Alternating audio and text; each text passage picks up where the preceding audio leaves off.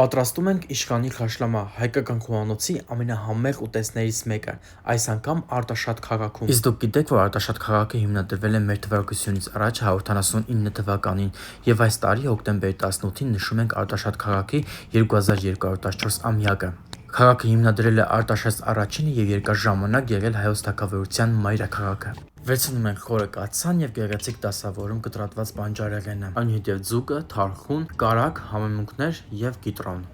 Ու այսպես դասավորում այնքան, մինչեւ բոլոր մթերքները վերջանան։ Արտաշատ քաղաքում Արտաշատ քաղաքի ծնունդը նշում են ամեն հոկտեմբեր ամսի 3-րդ շաբաթ։ Այս տարի այն նշում ենք հոկտեմբերի 18-ին, իսկ վայրը Արտաշատ քաղաքի համայնքապետարանի մեծակա տարածքում։ Եվ իհարկե համերգային թույն շոու ծրագիր, հատուկ հյուր Արման Հովհաննիսյան, Կարեն Սևակ բենդ։ 25 րոպե եփվելուց հետո խաշլաման արդեն պատրաստ է։